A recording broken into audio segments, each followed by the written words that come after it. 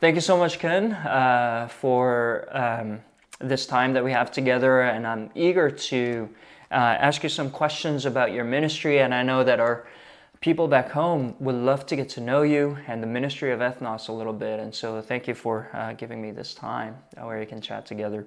The first question that I wanted to ask, Ken, is just wanted to get to know you a little bit more.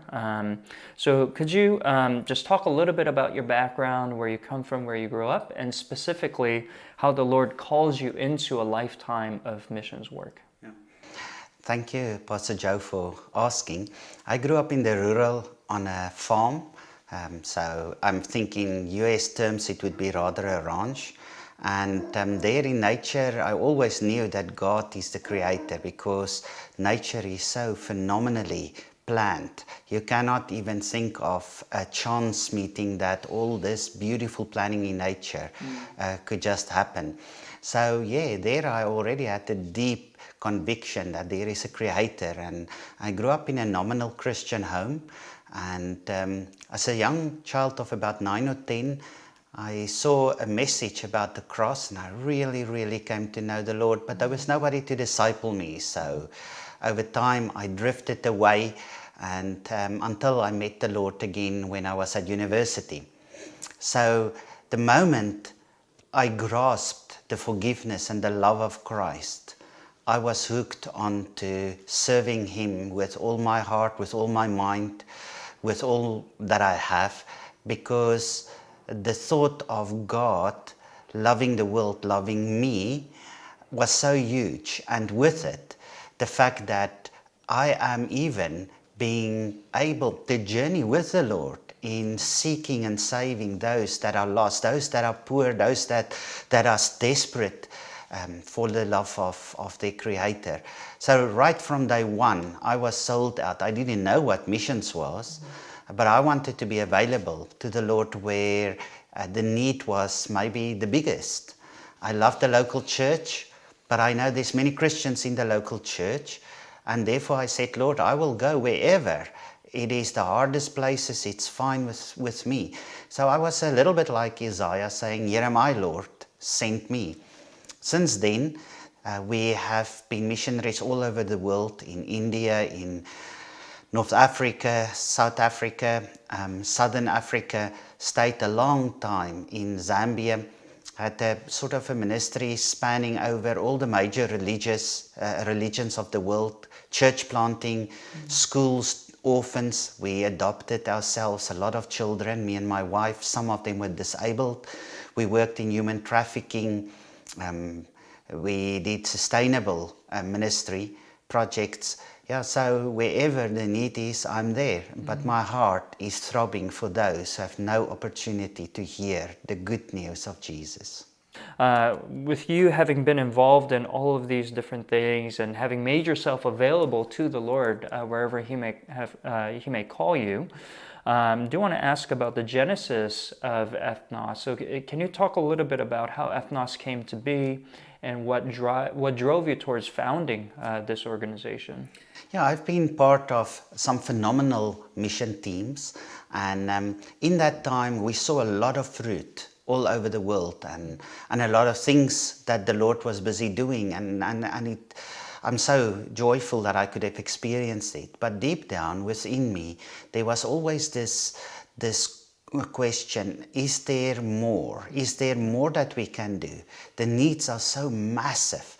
And I started to realize that just like the sons of Issachar, we need to discern the times. We need to be creative, finding new ways.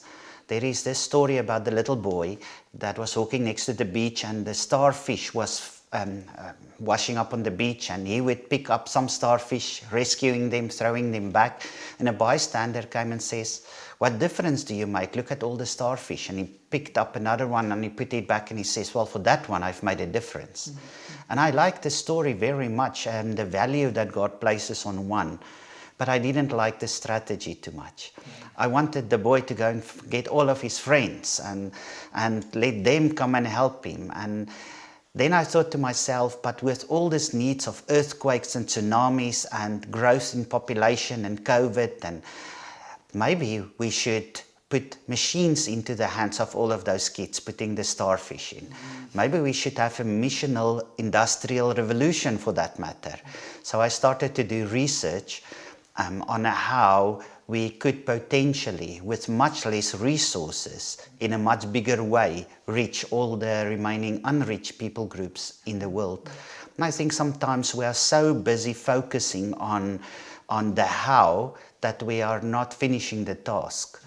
And so this was a way of making it much more simple and much more effective. And when I got that picture and possibility, nothing could stop me. So that's when we started Ethnos.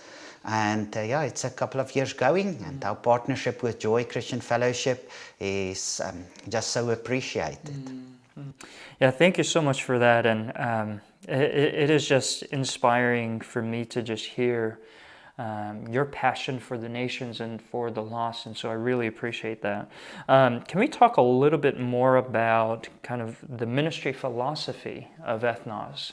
And so when you talk about the strategy, and I know we had several conversations about it, and I think our people back home would appreciate hearing a little bit more about the kind of strategy that got put on your heart in terms of how to reach the lost, and what really kind of distinguishes Ethnos in the way it carries out its ministry.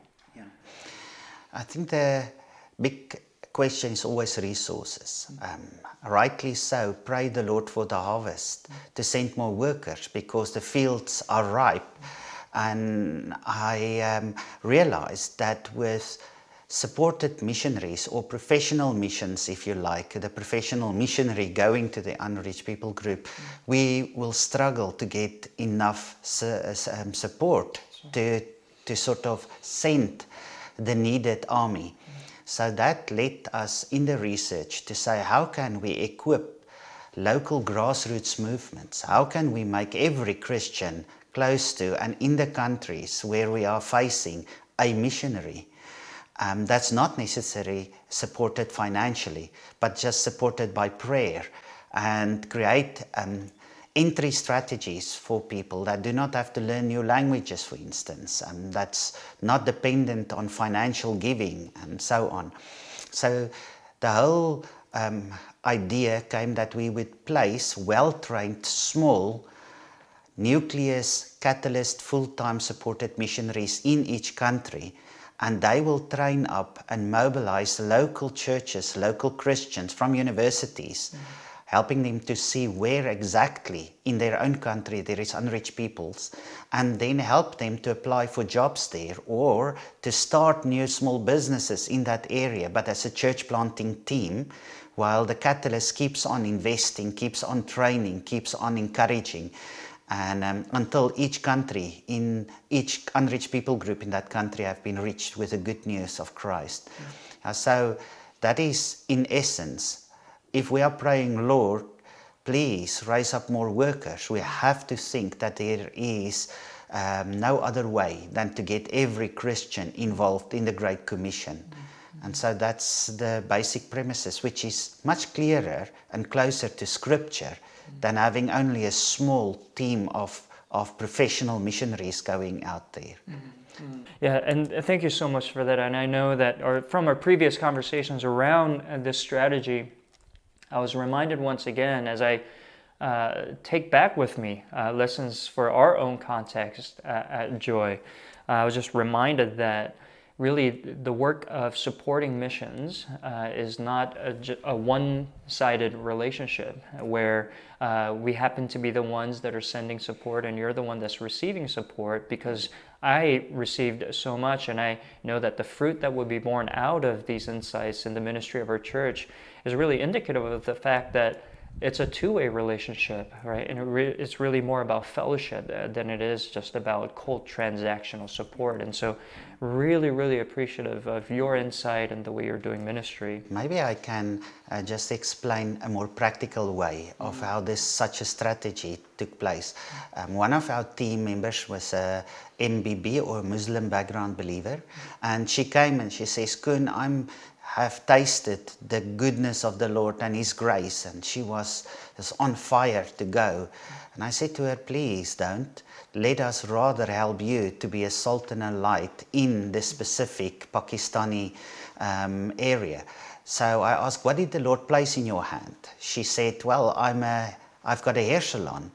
And the hair salon is in this specific mall in this big city. And I knew that many of the other small shop owners were from Muslim background or were Muslims, and also some secular people. So we helped her to establish a small little room at the back of her salon. And then she started intentionally to invite the other shopkeepers when they take their lunch break, or the workers, to come there to where she have this little cozy nook, and they could have a cup of coffee while they take their lunch break. And she was intentionally in that time just loving on them. Wow. And then we helped her to start to reach out through to her clients that would come.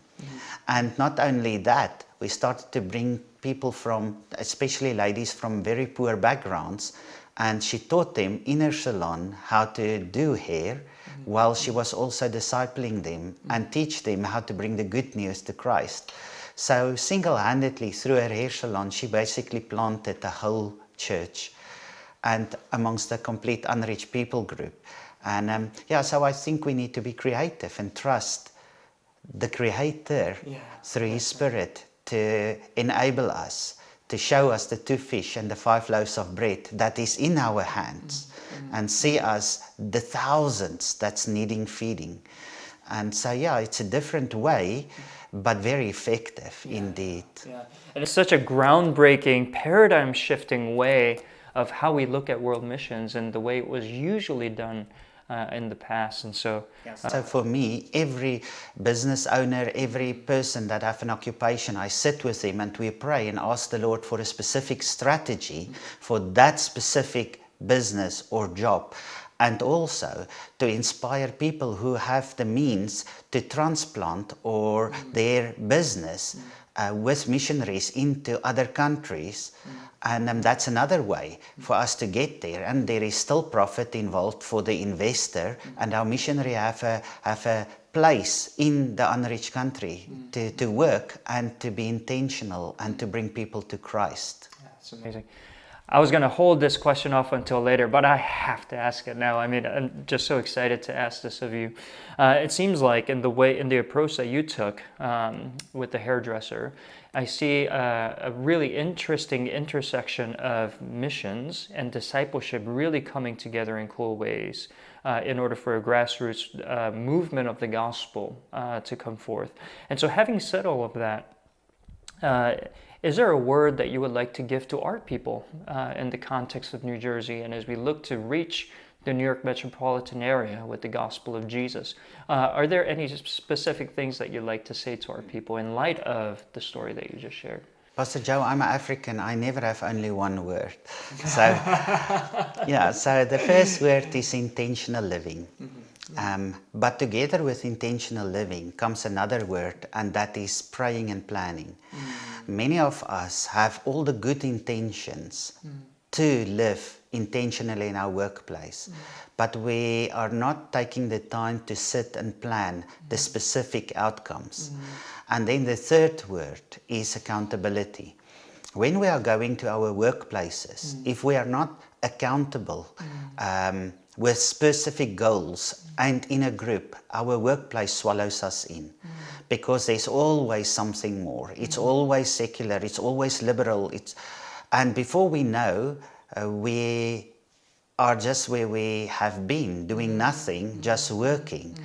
And I think if you can combine to have intentional living, but you are understanding what's your priorities through good planning, through specific praying through certain strategies that you want to implement, and there's people that make sure that the world is not pulling you in, and that is saying, hey, you are a missionary there, okay, let's evaluate, let's make some changes on your strategy, what's not working. So that is the first very big thing that needs to happen. Our minds needs to be transformed. We cannot see the 2 fish and the 5 loaves of bread as only our own food for the day. we need to understand that 2 fish and 5 loaves of bread will feed us, but there is so many hungry people right around us. And that 2 fish and 5 loaves of bread is for them too. We just need to know who to give it to. Wow, that's such a challenging word, I'm sure, for our people that are going to be watching, but for myself as well as a pastor, as we think about strategizing our discipleship in our church. So really, really thank you for those words. Let's shift gears a little bit and talk about the different ministries of Ethnos. Now, coming here, I've heard about the different ministries of Ethnos, about Door of Hope, about Azaria, about the church plant that is the Well, and about the missionaries that are being sent overseas. And it really wasn't until that I came here that I got to see firsthand how all of those ministries, both locally and globally, all come together in this beautiful organic connection that is formed in all of that, that has a singular rationale and a vision. And so I love it if you can share a little bit of that and how they all connect together in one master plan. Well, I would liken it to an orchestra. There is different instrument in the band, and each one on their own, I guess, can play a good tune or a big, beautiful music, but there's nothing like a orchestra, full orchestra, playing in harmony together. And that's how I always saw the body. The whole body function together. So when we are starting a ministry, it's not in isolation, it's part of the symphony of worship to the Lord. The other thing is, I would like to squeeze out of every opportunity, every drop to the glory of the Lord, not being content with a boring life, being content with tenfold fruitfulness. The Lord have given us the opportunity, so how can we make more out of the opportunity to His glory? And that's why we need to connect. So everything is interactive. When we have the training of missionaries, they are seeing different ministries working in tandem together. They are exposed. They are being trained in this ministry so that they can take it with them. And if we are working with a woman coming off the streets as prostitutes, we have got Azaria that's training them. Because if you are coming off the streets and you give your life to Christ, but you have no education, no work, you need to find a place to contribute. And it's not only for your own family, you also need to contribute to kingdom extension. Not only through your testimony, but also through your finances, through your skills. So we send them there, but at the same time, what happened to their teenage sons and daughters, and what happened to their husbands if they do have some. So we have got a construction company, and the kids, the small kids going to our creche. And while the mummies and daddies are busy getting skills trained, the children get the love of Christ in a safe place with food and so forth. And that, of course, serves again as a platform for our missionaries to learn how to do all of these things. So yeah, everything is interconnected. Nothing is standing on its own. Every one of it have more than just a direct purpose. Yeah. And one of the coolest things that I've seen was, as I see people from all over the world coming to be trained through Ethnos, really just all of these ministries that take place right here in George, South Africa, really acts as a hands-on training ground for these missionaries that will then be deployed overseas. And so while much of missions training that I've seen would be somewhere remote, and it would be a training center there and largely academic, and before they're deployed overseas, and they're having to then learn on the ground as they are deployed on mission there.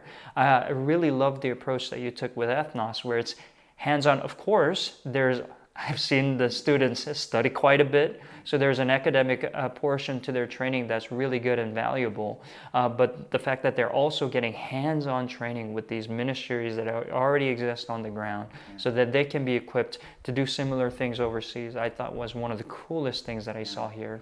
Maybe just to lean on into that, we have done a lot of teaching courses, missional teaching courses, and then to bring in the practical, we sent the next couple of months after the classroom course people into a short-term outreach. But it's never the same because it stays a short-term outreach. It stays, we are going, we are seeing, we are ministering, and most of that training is more short-term programming. So what we wanted to do different is to put long-term work to bring in some of our students into a long-term ministry. Now that have a different feel to it. That's much more training than teaching. It's much more interning and getting to the real face of long-term missions, because the short-term program or the short-term outreach have its place in the broader body.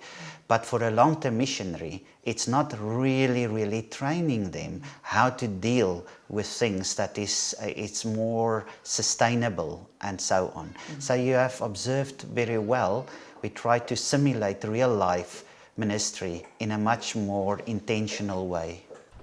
So Ken, as we close out this interview, I did want to ask, I know we talked a little bit about it, but if you could talk a little bit about the vision that you have for Ethnos in the next couple of years. Yeah, I mean, it's in the context, of course, that Jesus is our vision. His kingdom is our vision. His worship from every part of the earth. You know, like Habakkuk is saying, may the glory of the knowledge of the Lord cover the earth as the water covered the sea. And I would say that's pretty much what we are all about. To see that every single unreached people group in Africa and in the world receive the good news or a chance to respond to the offer of love from the Lord. Yeah, that's super exciting. Thank you so much, Ken. And I also know that a lot of this work also involves a beautiful facility that's called Carmel, which for all of you watching at home, you really have to see it to believe it. I'm sorry, I tried taking pictures. But I also know that you have big dreams in regards to Carmel, so I'd love to hear a little bit more about that. Yeah, Pastor Joe, you see, the first thing we need to overcome is a lack of belief. There's so many of us that is so limited in our view of the possibility for the Lord to use us in our generation to see all the peoples of the earth having the opportunity to respond to the Lord, to see the gospel go to all the remaining 3,600 unreached people groups. And so in a big way, the Lord is calling us to climb out of the boat, just like Peter in this time. But we are also giving an opportunity to steward and to be good stewards of this commissioning. Now, yeah, you see, if we get this opportunity through the talents, we have to work with it. Carmel is just that. For us to see the gospel go, we need to have a solid training place where we can train key leaders that could set these grassroots movements alight. We call them catalysts. And the Lord have given us a place called Carmel that is beautiful, but it's also giving us the ability to be a self-sustained ministry right there for all of the training. And yes, we need some partnering to make this dream a reality, to train the catalysts, to go to each of these countries, to put the fires on for the gospel. So yeah, we would invite people from Joy to come, and during holidays to come on short-term outreaches and so on. That would be just awesome. Oh, that's beautiful. Well, thank you so much for your time, Ken. And we're continuing to pray and to support you, Ethnos, and the rest of the work that God is doing here at George. So thank you. Thank you so much.